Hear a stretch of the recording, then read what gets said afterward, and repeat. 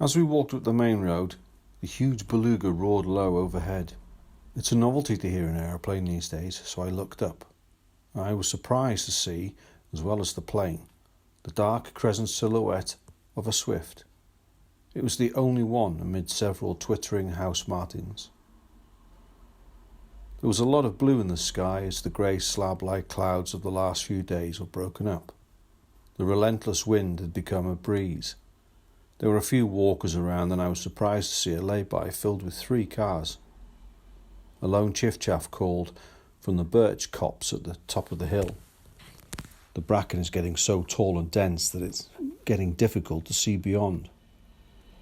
On the plus side, it provides shelter for fledglings, I suppose. Its overpowering smell is heavy in the air. The pair of bullfinches stayed hidden until they were disturbed by passers-by. I managed a few landscape shots as the sun illuminated distant fields and woods. The greens of the trees and hedges were looking dull, and it was only when I stood directly beneath the sycamore that I could look up through its limbs and glimpse the bright greens of spring backlit by the sun. The 2 sentinel pines were empty of bird life. I'm hoping the goldcrests are doing okay, but I haven't seen or heard them for quite a while. I walked through the tree tunnel in silence. There were no birds around at all. Across the meadow, 2 calves grazed among the golden buttercups. Rolling fields and woods extended off into the distance. On the horizon, the numerous buildings of Liverpool glinted in the evening sun. The woodland path was also quiet, and didn't prepare me for the shock of what was to come. I stood by the wooden stile and looked out over the meadow. The lush verges filled with insects, butterflies and small birds were gone. The long, rich grasses were now sun-charred, short-cut stems.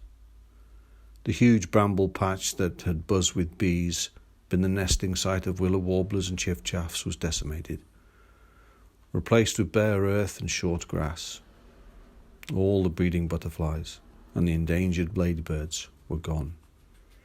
On the plus side, the grassy bank on the northern side of the old mine shaft did have a very late violet blooming and a large collection of orchids, over 20 in quite a small area. The bare fields, though, had a single missel thrush struggling to pull worms from the compacted ground. Holes and scrapings, the efforts of badgers digging for worms were all over the place. I walked on over the dead field and crossed the stile. At the next gate, I paused to get some snaps of Molvamai in the setting sun. Bracken was now dominant in the little track too. I heard the whistle of a fledgling, so I stood still. My little dog, oblivious, trundled on in search of sticky bobs. At sight of her, several small birds raised the alarm. The bracken proved a useful hiding place, and when a robin sat, beautifully backlit, I managed a few photos. A wren joined in the alarm raising. The fledgling, a dunnock, sat quietly and just observed. It was nice to see the blue of crane's bill and vetch growing through the bracken stems, and raspberries like jewels dotted the edge of the track. More walkers were coming along, so we turned back to Havard Road. In the meadow below Plas Havard, blackbirds were sounding their alarms, and a warbler flew to a tree nearby, unconcerned by my presence. I peeped between the towering willow herbs and spotted a buzzard sitting on top of a telegraph pole.